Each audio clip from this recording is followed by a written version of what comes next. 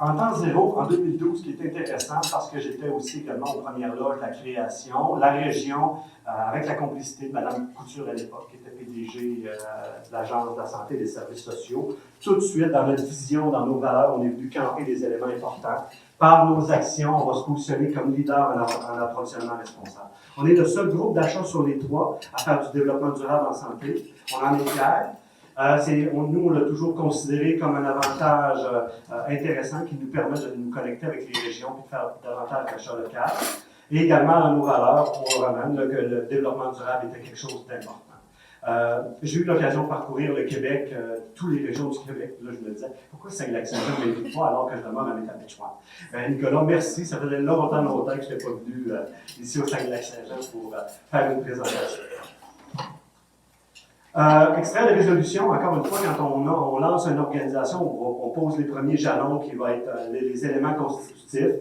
On se souvient, en 2012, c'était le CEMAX, le comité de maximisation des retombées économiques avec M. Otis, tout de suite sensible en disant on va faire un grand regroupement, comment nous, comme région, on va pouvoir tirer parti des contrats des donneurs d'ordre.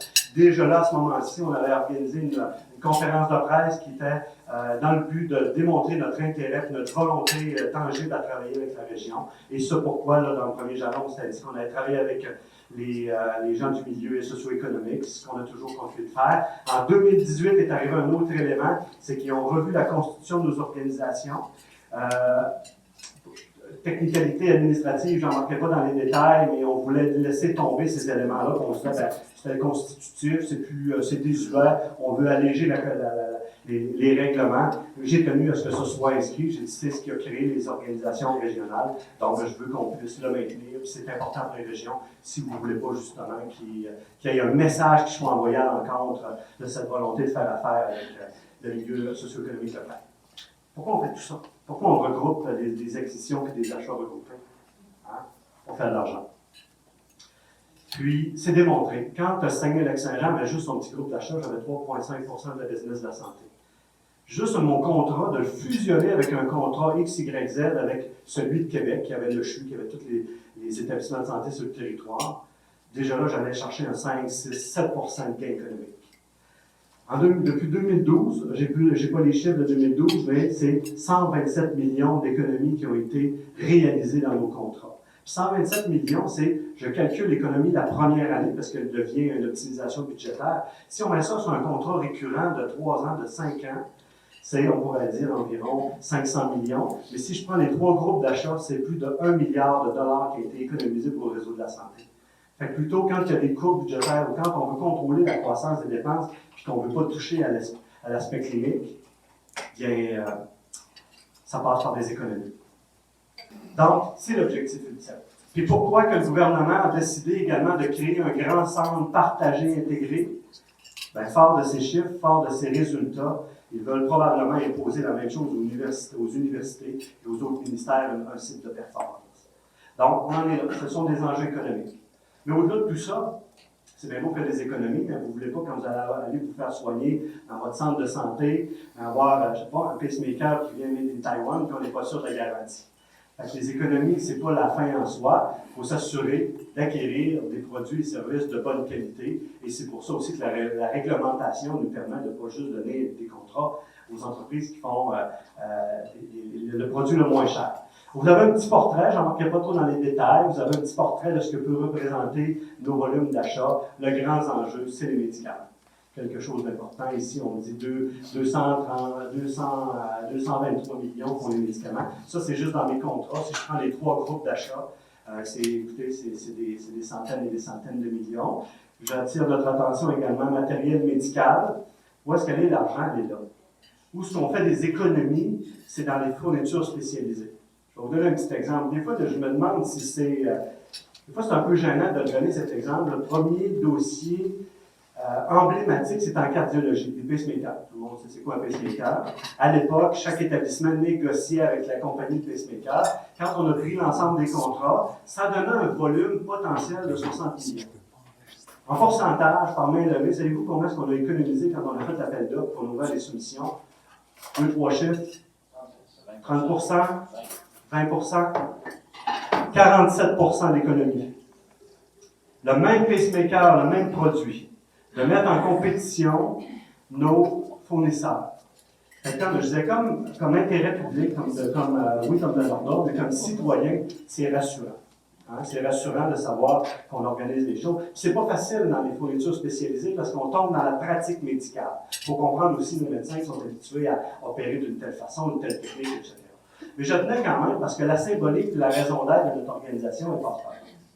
Si je tombe un peu plus maintenant dans ce qui pourrait nous préoccuper d'achat, on va dire plus local, nos acquisitions régionales, bien sûr, l'alimentation, un créneau important pour nous, nos régions, l'agriculture, on a toujours été sensibles. Donc, on négocie fruits et légumes frais, viande volaille, produits de boulangerie, produits laitiers, les denrées périssables, non périssables, ça également. C'est important et c'est des contrats qui roulent fréquemment. Autant je peux faire des appels d'offres de 3 ans, 5 ans dans certaines fournitures ou des équipements spécialisés. Je peux me rendre jusqu'à 10 ans parce que la technologie ne change pas. C'est des machines ou lesquelles je dois assurer l'investissement. Des fois, il demande une construction.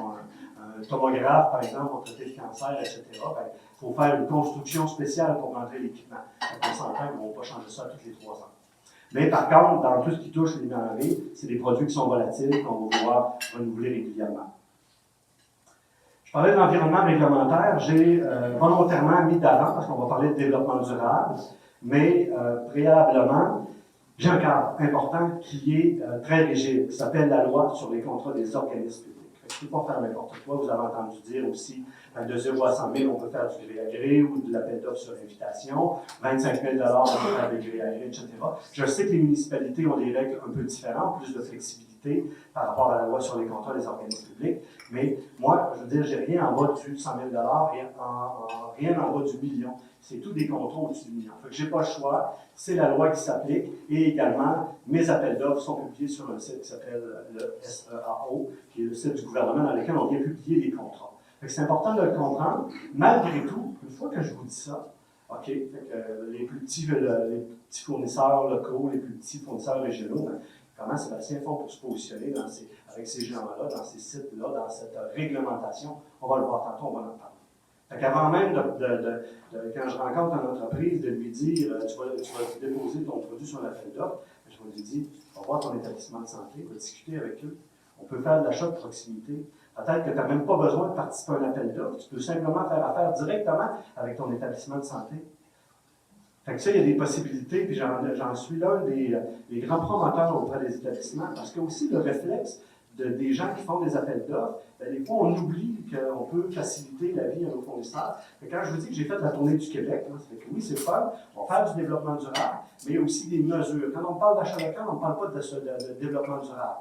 C'est deux choses. Quand je veux me parler d'achat local, on parlait d'achat local, voici comment on doit faire l'achat local. Et, bien entendu, ça nous amène à, tout à l'heure, le développement durable. Selon la loi sur le développement durable, les ministères et organismes ont une obligation de faire leur part sur le développement durable, d'avoir des politiques, etc. Et là, je pense que je vais faire plaisir aussi à Nicolas, parce que ça fait des années qu'on parle du développement durable dans le réseau de la santé. On est en train de travailler sur un cadre de référence. Ce n'est pas une loi, ce n'est pas une politique encore, mais qui va obliger les établissements de santé du Québec, les 33, à avoir une politique de développement durable et avoir une politique d'acquisition de développement durable et avec des indicateurs qui vont dire que peut-être 50% de tes appels d'offres vont devoir avoir des clauses de développement durable. Tantôt, je vous disais qu'on est le seul groupe d'approvisionnement à faire du développement durable. Il y a un rattrapage qui devra être fait aussi en périphérie de Montréal, dans les autres régions du Québec. Mais ça s'en vient. Ça s'en vient et de plus en plus. C'est donc une tendance qui va croître au cours des prochaines années. Si c'était quelque chose qu'on pouvait utiliser avec parcimonie ou selon ce qu'on souhaitait faire du développement durable, ça va devenir une obligation tantôt. C'est important, je tenais à le souligner. Elle n'est pas encore publique, on est en train de la travailler. J'ai déjà la semaine dernière identifié des indicateurs qui vont être imposés. Puis les indicateurs, les établissements de santé, quand ils sont imposés dans un cadre, on dit dans un cadre réglementaire, chaque établissement a des obligations à livrer au ministère et ça va faire partie de leurs obligations de livrer. Mettons par exemple un indicateur, je ne veux pas le nommer parce qu'il n'est pas encore statué, mais s'ils disent que cette année, vous devez mettre 10% de clauses de développement durable dans tous les appels d'offres que vous allez faire, les établissements vont être obligés de s'y confondre. C'est-à-dire un des éléments pour lequel on avait depuis 2012, qui disait qu'attention, avant de regrouper à outrance les contrats, faites attention à l'économie locale, aux achats locaux, au développement régional. Qu'est-ce que ça veut dire dans les faits? Je vais vous dire qu'on s'est penché même multiples fois pour être capable de comprendre l'orientation et de voir qu'est-ce que ça va faire et apporter. Ça peut être peut-être lourd de sens, mais dans le fond, c'est très difficile à appliquer. Par contre, dans la forme, qu'est-ce qu'on fait? Je vais vous donner un exemple. On va en reparler tantôt. Le contrat laitier ici au Saguenay-Lac-Saint-Jean. Il y a toujours un enjeu politique, une sensibilité. Puis, écoutez, déjà, le milieu politique s'est déjà mobilisé avant 2005-2006. Nutrinor avait perdu un contrat, les politiciens étaient débarqués dans les établissements de santé, ils ont sorti le lait, ils ont trouvé du Nutrinor. Puis, la symbolique a toujours été puissante. C'est un exemple qui roule depuis bien des années, mais je ne négocie pas le lait au Saguenay-Lac-Saint-Jean. Je l'ai laissé au CIUS. Compte tenu des éléments, compte tenu de ce qui s'est déjà passé, puis probablement c'est peut-être le même type d'appel d'offres que j'aurais fait, ou j'aurais pu le faire par l'eau, mais il y a des dossiers avec lesquels je discute avec chacun des établissements de santé. Est-ce que c'est à l'avantage de la région que je regroupe de tels contrats? J'ai encore une discussion avec d'autres régions en ce moment sur les répartitions, tout simplement parce qu'une entreprise n'a pas les reins assez solides pour pas les reins assez solides, la capacité de productivité pour desservir tout un grand territoire que je lui propose. Ben, c'est là que des fois, on va faire des lots, qu'on va se donner des stratégies pour permettre aux entreprises de se positionner. Puis, dans ce cas-là, ben, je ne fais pas nécessairement, bien que je négocie le lait pour plein de régions, je le fais pour le Saguenay-Lac-Saint-Jean. Donc, quelques éléments réglementaires, spécifications liées au développement durable. Donc, dans la loi, il est prévu qu'on puisse faire du développement durable. Le bon côté, pas juste le bon côté, dans toute crise, il y a des opportunités. La crise du lait a amené quoi en 2008? Lors de la réforme de la loi sur les contrats des organismes publics, est arrivée la clause de développement durable et ça s'est fait ici en région. C'était le premier projet pilote avec une clause de développement durable, c'est fait justement dans le contrat du lait. Dans toute crise, il y a une opportunité et ça a tracé la voie à faire plus de développement durable. S'il y a l'imposition d'une telle exigence, par contre, on peut pas faire n'importe quoi en termes de développement durable. Deux éléments. Il y a effectivement qu'on peut mettre une marge préférentielle ou également on peut appliquer des spécifications liées soit par des normes X, Y, Z qu'on peut qualifier. Tu l'as, tu passes, tu ne l'as pas, tu es dehors de l'appel d'offres. Mais pour ne pas réduire indûment la concurrence, dans certains cas, pour permettre à l'industrie de se préparer, ce qu'on va faire, c'est qu'on va mettre une marge préférentielle pour apprécier. Il y a des fois qu'on a mis des clauses plus timides, d'autres fois des clauses un peu plus agressives qui disent, regarde, tu ne l'as pas, tu es dehors. Donc, marge préférentielle versus critères de conformité. De plus en plus, pour nous faciliter la vie, on va tendre vers des critères de conformité. On va le voir dans certains exemples tout à l'heure. Mais c'est quand l'industrie est prête, quand j'ai suffisamment une masse critique pour pouvoir mettre des clauses de conformité, tu l'as. Puis donc, on peut appliquer, on peut regarder. C'est toujours évolutif également. Fait qu'il y a des entreprises qui veulent aller chercher des certifications, etc. Puis, on leur permet. Par contre, dans certains dossiers, la marge préférentielle est intéressante. Elle a permis de donner des avantages concurrentiels sans pour autant les éliminer dès le départ avec un critère de conformité. Enjeu des petits fournisseurs locaux, capacité, qu'est-ce qu'on exige de nos fournisseurs locaux? Je sais que c'est difficile, puis l'envergure des appels d'offres, écoutez, c'est une brique, là, je le sais, puis je suis moi-même, on est donneur d'ordre. Mais écoutez, c'est que si on ne fait pas ça, si on ne vient pas identifier toutes les règles nécessaires, c'est que là, après ça, on se retrouve en litige, puis il y a des éléments qui ne sont pas clairs, qui sont clairs, etc. Mais, tu sais, dans le fond, ce qui est important dans l'appel d'offres, malgré la volumétrie de l'outil, c'est toujours les mêmes clauses. Puis aujourd'hui, plus qu'hier, à l'époque, chacun des établissements avait peut-être leur gabarit d'appel d'offres. Les municipalités ont peut-être aussi des différences, mais de plus en plus, on tend à standardiser. Fait que peut-être les trois quarts du document, ce ne sont que des clauses légales. Une fois que vous n'avez plus connaissance, après ça, le reste, là, ça devra devenir du standard. Plus question de cacher une clause à la fin du document ou un autre. On veut faciliter la vie aux fournisseurs parce qu'on veut de la concurrence et qu'on veut avoir des gens exposition. Possibilité de se regrouper également. Je me souviens qu'il y a des initiatives avec dans certaines régions, par exemple, la distribution des fruits de mer à Gaspésie. Ils n'étaient pas capables de livrer partout sur tout leur territoire. Ils se sont mis ensemble pour pouvoir s'assurer d'avoir une livraison plus organisée pour permettre de distribuer leurs produits sur tout le territoire, pour compétitionner les géants qui étaient GFS, Colabor, etc.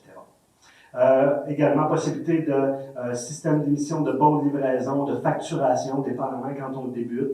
Il y avait moyen de trouver des façons pour pouvoir s'organiser au point de vue administratif pour se positionner quand on y est rendu. Mais encore là, les établissements offrent une bonne flexibilité parce qu'on tend à aller vers les systèmes de commerce électronique, l'uniformisation à cause du transactionnel. Fait que ça aussi, on fait attention que pas la lourdeur administrative, la complexité devienne une barrière à l'entrée. Capacité de production, j'en ai parlé tantôt. Si une entreprise, on veut qu'elle lève la main, si une entreprise n'est pas capable de soumissionner à cause de l'envergure du lot, de dire, moi, j'étais habitué de fonctionner juste avec la Saguenay-Lac-Saint-Jean, puis là, vous me demandez de desservir Québec, je n'ai pas la capacité. C'est là, on veut le savoir. Puis les appels d'offres sont prévus, puis il y a toujours des discussions. Levez la main, dites-nous-le, puis on va revoir nos façons de faire, puis nos pratiques. Les éléments aussi pour lesquels les achats locaux peuvent être appréciés. Tantôt, je parlais aussi des en bas de 100 000. Allez voir votre établissement, traiter, il peut y avoir du gré à gré. Dès qu'on tombe avec des volumes plus importants, puis faisons attention. À un moment donné aussi, j'étais préoccupé. Je sais qu'ici, sur le territoire, c'était sensible, tout l'achat économique autour de l'établissement. Mais à un moment donné, j'ai posé la question, j'ai dit, l'effet qu'on va créer un seul CIUS, est-ce qu'on va, le contrat qui était de 75 000 va devenir de 1,5 million quand tu as tout regroupé Saguenay-Lac-Saint-Jean, puis que là, bien, étant donné que c'est rendu une entité, bien là, tu as un besoin, puis là, on est obligé dans l'appel d'offres public. Le Conseil du Trésor m'avait dit que non, il peut y avoir des besoins de plus de territoire en fonction des installations. Fait que ça aussi, c'était la bonne nouvelle en se disant, mais regarde, ça veut dire qu'un établissement comme le CIUS pourrait justement apprécier la répartition de ces établissements sur le territoire. Fait que, il y a des pièges comme ça qu'il faut éviter de tomber, puis ça, il y a des avantages dans lesquels on peut tirer profit puis se positionner. Une clause de 10 bien, ça, c'est rapidement, ça veut dire que si j'ai deux soumissionnaires, j'ai 5 d'écart entre les prix, mais ça fait des années que je fais affaire avec le même soumissionnaire, bien, plutôt que d'être obligé de changer parce qu'il y a 5 plus cher, je peux décider de le conserver dans une règle de 10 Fait que même dans mes gros contrats, je l'utilise parce que pour changer une pratique médicale, pour changer tout dans un établissement, je ne sais pas, on va imaginez quand vous avez le savon à main. Bien, changer toutes les installations de savon à main parce qu'on a changé le produit à l'intérieur puis changer de distributrice, ça ne ferait pas de sens. Fait que si on a un écart d'au moins 10 gardez votre savon à main et le rachetez dans le même contrat. C'est ça que ça veut dire. C'est un avantage. Négociation sectorielle par lot, je vais parler de la répartition des lots, des territoires, des volumes. Clause de développement durable. Développement qui intègre, comme on l'a dit tout à l'heure, développement environnemental, social, économique, processus d'acquisition. Des exemples d'application. Produit laitier, j'en ai parlé, le produit emblématique qui a été issu d'un projet pilote. Il y avait 5 clauses qui étaient liées au développement durable. On demandait une certification relative au développement durable. C'est quoi les initiatives que vous faites présentement comme entreprise en termes de développement durable? L'origine du produit fini, donc une forme de proximité.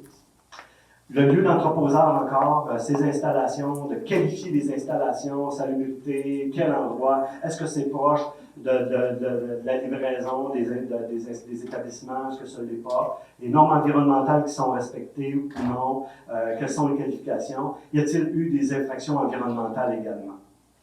Cet appel d'offres-là, bon, bien qu'il y avait eu une crise politique préalablement, Nutrinor s'était prêté à l'exercice, avait déposé un appel d'offres. Malheureusement, malgré tout, la marge préférentielle était de 10 l'écart de prix. Puis là, je dis que ce n'était pas 10 parce que les autres entreprises ont réussi à obtenir aussi des points dans leur évaluation, mais malheureusement, Nutrinor n'a pas remporté l'appel d'offres cette année-là. Tout le monde est déçu, malgré le fait qu'on ait fait des efforts quand même considérables pour pouvoir trouver une façon d'apprécier le développement durable. Par contre, dans l'appel d'offres de 2011, Nutrinor a fait ses devoirs, a travaillé très fort pour pouvoir aussi se repositionner, sa structure de prix, sa structure de coût, etc. Puis, cette année-là, en 2011, on a réussi à se repositionner sur le marché régional du Saguenay-Lac-Saint-Jean. Une fois qu'on a apprécié, une fois qu'on est content, qu'est-ce que ça donne en termes de prix? Ça veut dire que comme contributeur, comme payeur de taxes, j'accepte de payer jusqu'à 10 plus cher mon lait, etc. Mais l'exercice de mettre une clause de développement durable, ça nous a permis, c'est de maintenir une concurrence dans une région. Puis le plus drôle, c'est que bien que je pourrais payer un petit peu plus cher mon lait ici en région, bien, c'est que le lait, à cette période-là, le lait le moins cher qui était payé au Québec, dans les établissements de santé, il était au Saguenay-Lac-Saint-Jean. Parce qu'on avait mis une clause de développement durable, parce qu'on avait maintenu une concurrence. C'est drôle, c'est ironique, parce que les mêmes géants que sont les autres entreprises, ben, dans d'autres régions, leur structure de coût est plus élevée qu'ici au Saguenay-Lac-Saint-Jean. Fait que ça, c'était la bonne nouvelle. Fait que le lait, même si on a payé un petit peu plus cher, fait environ 1,5 à 2 plus cher, reste que le coût total était moins cher que, par exemple, à Québec. Cartouche d'encre, original ou recyclé, hein, on sait tout ce qui s'en vient, tout ce qui est recyclé. Il fallait faire un virage. C'est pas toujours facile de convaincre les établissements de faire ce virage, de basculer, parce que la perception populaire est quoi? C'est que dès que tu parles de développement durable, nécessairement c'est un hausse de coût. On est en restriction, on veut mettre des argents dans les soins de santé, dans les infirmières, etc. Donc, on n'est pas prêt, tout ce qui est accessoire, approvisionnement, à payer plus cher. Fait que c'est là aussi la délicatesse, c'est-à-dire jusqu'où je suis agressif quand je vais basculer pour faire du développement durable. Il faut que ça soit fait avec parcimonie, avec une forme de... Il faut préparer le terrain, il faut préparer, bien sûr, les gens qui, dans les départements qui vont accueillir ces nouveaux produits et services-là, mais également une industrie aussi qui doit, elle, se préparer en disant, regarde, je ne suis pas prêt à payer 10% nécessairement, 20% de plus parce que j'apprécie le développement durable. Donc, le type de critères qu'on va mettre, ici, on est en conformité. Tu l'as, je l'ai dit tantôt, tu l'as ou tu ne l'as pas. Si tu ne l'as pas, malheureusement, tu ne peux pas participer à l'appel d'offres. Emballage recyclable à 100%, composantes de plastique avec le cycle de recyclage, code de conduite envers les fournisseurs pour les droits humains et les entreprises, l'application d'au moins 2 clauses sociétales, quand on voit nos entreprises qui donnent à leur collectivité, qui s'impliquent, etc., on vient le valoriser en rajoutant ces éléments-là. Après ça, politique, bilan, développement durable. Dans ce cas-là, si pour toutes sortes de raisons, une entreprise dit « Moi, je ne l'ai pas en temps zéro, j'ai vu votre appel d'offres », ben, on pourrait dire « OK, on te laisse l'année pour te donner une politique de développement durable pour te démontrer que tu as fait des actions. » Parce que les contrats peuvent être de 2 ans, 3 ans, avec des clauses aussi de 1 an, 2 ans de prolongation. On peut laisser une chance à une entreprise qui veut se positionner parce qu'elle n'a pas nécessairement toutes les qualifications au départ. Impact positif, conservation des acquis par rapport au nombre de fabrication, recyclage, respect du produit. On avait une concurrence suffisamment importante. Sur 7 fournisseurs, il y en a un qui a été exclu parce qu'il n'avait pas les normes de conformité dans cet appel d'offres. Et le bon côté, on n'a pas payé plus cher que ce qu'on payait avant, qui était dans le non-recyclé.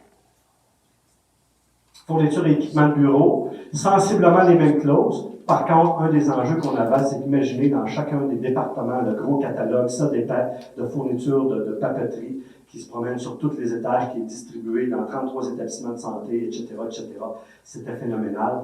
Avec l'avènement des sites électroniques, etc., fait qu'on a exigé de dire qu'on ne veut plus avoir, en tout cas à tout le moins, de moins possible de catalogues qui se promènent, mais plutôt d'avoir des catalogues électroniques.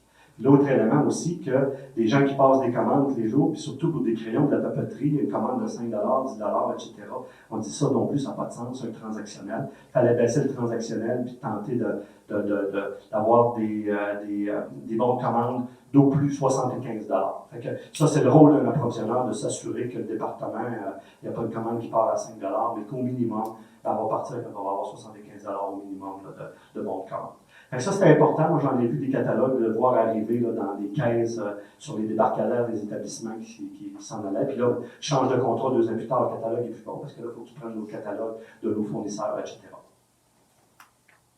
Produits de laboratoire. Là, on tombe dans le développement durable, ça devient, je dis facile, c'est pas facile toujours, parce que ça demande une forme d'expertise. Il faut analyser le marché, l'industrie. Mais quand on tombe dans le clinique, quand on tombe dans les produits de laboratoire, ça demande un peu plus de travail de la part de nos équipes pour être capable de bien comprendre qu'est-ce qui peut être fait et apprécié. Fait que ça, moi, je l'avais trouvé à l'époque quand même novateur. Produits de laboratoire, on était dans les premières fois. Encore des clauses de conformité, emballage, beaucoup d'emballage, hein, ça arrive dans des glacières, c'est des produits biologiques, etc. Donc, on avait des enjeux là, de suremballage. Limitation de l'utilisation du styromousse dans les emballages, à l'exception des glacières. On tend à essayer de l'éliminer le plus possible également. Impact positif, ce contrat a permis de démontrer que le développement durable n'était pas toujours synonyme encore de coût, parce que c'est toujours la perception populaire, c'est que ça va coûter plus cher. Ça encore, on a fait des économies. Programme de récupération offert aux établissements. Ça également, on tend à demander aux entreprises, OK, parfait, on se retrouve avec des déchets. Qu'est-ce que tu vas faire avec les déchets? Tantôt, je parlais du savon à main, là. L'approvisionneur qui a négocié m'est arrivé à un moment donné 250 000, par exemple, d'économies pour le savon à main. On n'avait pas pensé qu'est-ce qu'on faisait avec toutes ces machines de savon à main qui n'avaient pas été, qui devaient être changées dans tout l'établissement. Puis la quantité phénoménale. Bon, ça, je vous rappelle, ça, je nous ramène à l'IA 2012, mais aujourd'hui, on est conscient. Qu'est-ce que tu vas faire avec les équipements? Qu'est-ce que tu vas faire avec tous ces déchets-là? Fait que ça, on va avoir des réponses à part des fournisseurs. Fruits et légumes frais, également, là, on a de la distorsion. Bien qu'on voudrait aller très rapidement, mais plus on va aller rapidement, plus les entreprises, on va dire, plus locales, plus les producteurs maraîchers ont un peu plus de difficultés à avoir des certifications en ce moment. Fait que on peut pas avancer, il faut avancer au même rythme que nos entreprises pour pouvoir les apprécier, parce qu'on veut tous avoir des légumes et des fruits biologiques, on va surtout aussi de proximité régionale. Fait qu'on essaie de trouver, d'être créatif pour pouvoir se permettre de faire des achats, on va dire, des parfois locaux, mais des produits québécois. Dans ce cadre-là, on a mis une marge préférentielle dans l'appel d'offres fruits et légumes pour apprécier du biologique. La traçabilité des produits, ça aussi, c'est quelque chose qu'on veut. On veut savoir d'où il vient. On veut éviter qu'il y ait des rappels. J'ai eu, il y a 2 ans, c'est les fraises, l'importation des fraises.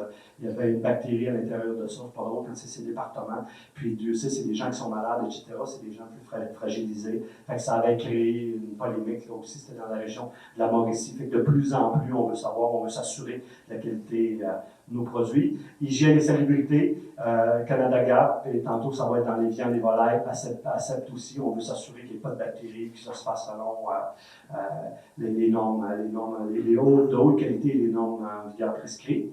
L'impact, premier appel d'offres intégrant des produits biologiques, un tableau qui permettait de connaître la provenance des produits, critères modifiés et revus par un comité consultatif sur plus ou moins important, développement d'outils afin de standardiser les façons de faire de développement durable pour les appels d'offres. Ça nous permet aussi de dire au marché et aux producteurs, préparez-vous, ça s'en vient, on travaille ensemble, on veut apprécier. Puis qu'est-ce que je fais aussi, la question est, les petits producteurs maraîchers, comme je dis aux établissements, sur un volume, par exemple, de 1 million, parce qu'ils vont nous mandater, je vais faire un contrat regroupé. Je ne mandate-moi pas pour 1 million, mandate-moi peut-être pour 800 000, puis le 200 000, garde-toi là dans ta marge, puis l'été, achète auprès de tes producteurs maraîchers. Trouve des ententes sur certains produits, etc. La complexité qui est venue influencer ces pratiques-là, c'est qu'à ce temps, souvent la nourriture est préparée d'avance dans un centre de préparation. Surtout quand je regarde au Nouveau-Québec, ils vont desservir le Vieille-Capitale, ça part presque de la Côte-Nord, pas loin de la Malbaie, aller jusque dans Port-Neuf. Eux, là, la nourriture converge vers 4 centres de distribution, c'est préparé, puis après ça, c'est retourné pour être après ça réchauffé et préparé dans des petits centres. Mais tu sais, les grandes cuisines traditionnelles tendent à disparaître pour l'uniformisation de la préparation des commandes. Fait que il faut y apporter de l'attention. Par contre, ces gens qui réfléchissent au menu santé sont très, très, très soucieux pour apprécier nos produits. Viande, volaille, poisson. Encore une fois, une marge préférentielle. On n'a pas mis de clause de conformité. Hygiène et salubrité important. Produits sans hormones de croissance. On tend à être soucieux de plus en plus. Fait qu'on tend à l'éliminer. Certification de pêche, production agricole, traçabilité des produits. L'objectif, plusieurs critères qui marge préférentielle vont devenir éventuellement des critères aussi de conformité. Quand l'industrie sera prête, on va mettre ce genre de critères. Puis, donc, ça termine la présentation. Les fournisseurs doivent faire leur preuve d'attestation qu'ils font des efforts, qu'ils font du développement durable. Nos membres veulent faire un virage et notre rôle, c'est de leur permettre. Les établissements veulent le faire, oui, c'est de les accompagner. Il va y avoir toute une éducation à faire avec l'arrivée du cadre de référence, comme je vous ai dit, parce qu'il y a des établissements qui en sont complètement étrangers. Il y aura un enjeu important. Les fournisseurs aussi, on le sent, sont de plus en plus ouverts aux discussions. Encore faut-il leur permettre de croître et de se préparer pour ces changements. Puis, notion de développement durable, le bon côté, quand je vois Nicolas, je vois la liste des entreprises avec lesquelles on va croître au fur des années. Ça, c'est positif, autant pour nous, autant pour les gens qui chaque jour vont se faire soigner dans nos établissements. C'est rassurant de voir la progression et les choix qui sont faits. Puis je me souviens encore une fois en terminant, il y a un point que je n'ai pas mentionné, mais de mettre des clauses de développement durable dans la loi telle que c'est là, je sais que je ne suis pas obligé de la mettre. Mais si je ne suis pas obligé, ça veut dire que j'ai la responsabilité de décider est-ce que je le fais ou est-ce que je le fais pas. Puis si je ne le fais pas, puis que pour toutes sortes de raisons, autant au point de vue économique, il y a un contrat qui est perdu, puis que là, les entreprises disent oui, mais tu sais, on a fait des efforts importants sur le développement durable, etc., puis que moi, j'ai l'odieux de ne pas l'avoir mis. C'est là que ça devient le cas. C'est là qu'on s'impose une responsabilité de dire est-ce qu'on peut, est-ce qu'il est nécessaire. Quand je regarde tout ce qui est envoyé dans les sites d'enfouissement sanitaire, tu sais, en déchets, etc., mais comme donneur d'ordre, c'est là l'implication morale. Fait que je n'ai pas l'obligation, mais j'ai mauditement envie de le faire parce que pour pouvoir avoir un impact positif sur ce que j'ai à faire, puis également d'insuffler ce même tempo et cette même orientation à tous les établissements de santé. Merci beaucoup.